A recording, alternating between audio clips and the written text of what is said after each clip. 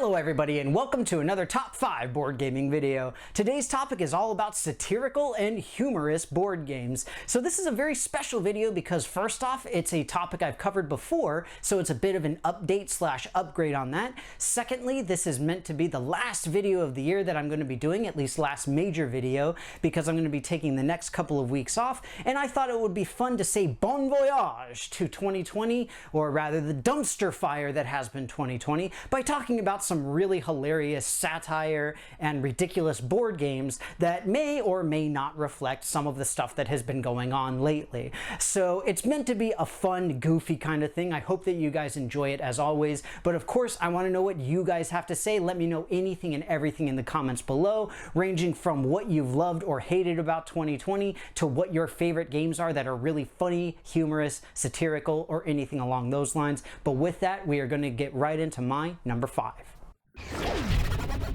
At number 5, I've got Munchkin, and particularly I've got Cthulhu Munchkin because at this point I wouldn't be surprised if the great old one kind of sauntered out of the ocean and just sort of went like, "Anybody miss me?"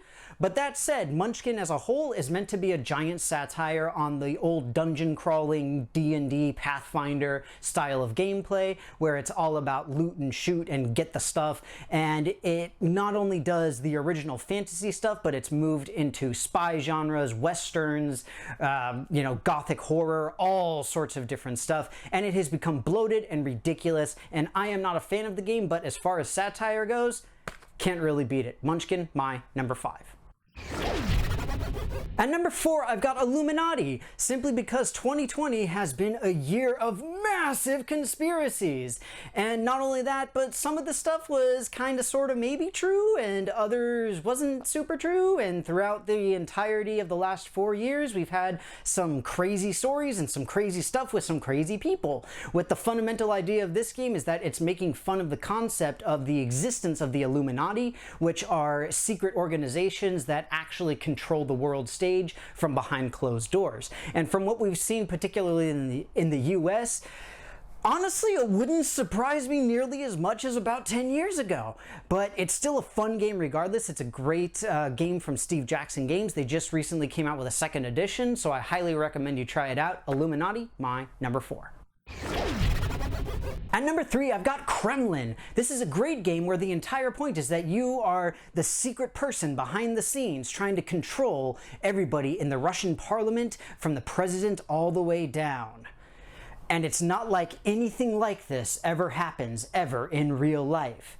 Especially not the other way around, with people in Russia trying to control any other countries. That has obviously never happened in the history of anything whatsoever, nor has it ever even been suggested or is in any way any sort of a reality.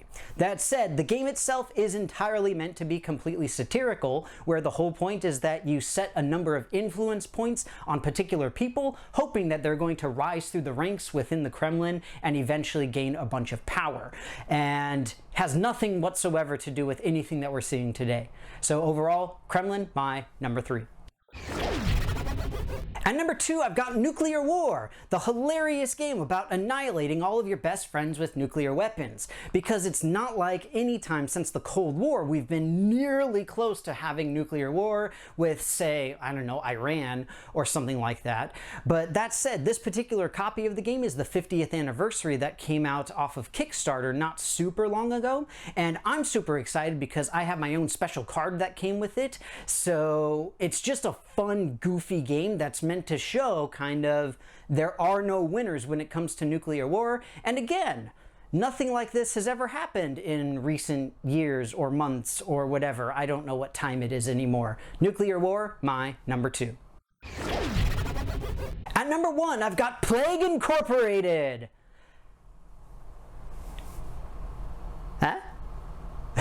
So this is a game that started out as an app and subsequently became a computer game on Steam and a bunch of other stuff. And the fundamental idea is that now it's a board game where you get to play as a pathogen trying to annihilate the entire human race. Not that that has happened anytime recently or anything like that. In addition, you can play on easy mode where basically nobody washes their hands, nobody is listening to government regulations, nobody's really paying attention to the spread of your particular pathogen, and just sort of ignoring everything about it. And we all know how ridiculous that sounds when it comes to, you know, doctors not really working. Well, doctors might work still, but, you know, people not washing their hands. Everybody washes their hands. Everybody is going to follow guidelines like wearing masks and not going out in public and quarantining themselves. So easy mode, of course, on this game is a completely ridiculous fallacy that makes absolutely zero sense in the actual context of the planet.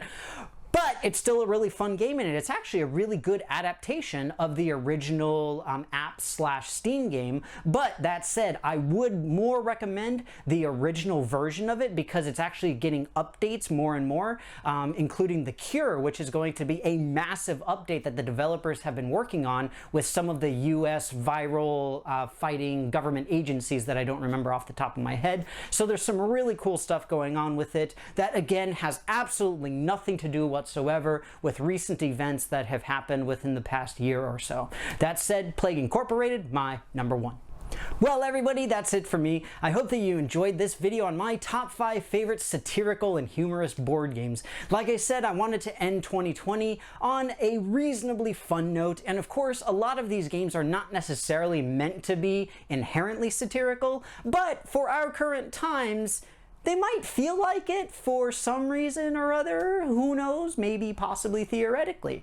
Either way, I'm excited to get into 2021. Like I said, this is probably going to be my last video that I'm going to post. I might do a little bit of something just saying happy holidays or, you know, a happy new year or something like that. But as far as board game videos, this will more than likely be the last one I do. So happy holidays to everybody out there in board game world. Hope that you have a very safe holiday season. Have a very happy new year. I will be back in 2021 with some exciting upcoming games. That's what we're going to start off with, trying to get off on the right foot. So hopefully it'll work. Hopefully we'll be good. Everybody stay safe who's still in quarantine. Very excited that we've got vaccines rolling out now. It will still be some time before we can fight off COVID, but hopefully we'll be able to do it. As always, let me know anything and everything in the comments below that you think, any games that you love, hate, or in between, because you know I love to hear it all, as well as checking out all of my various social media pages where you can interact with myself and my channel in a bunch of really fun ways. But that said, thank you so much again for watching. Hope you enjoyed the video, and I will see you next year.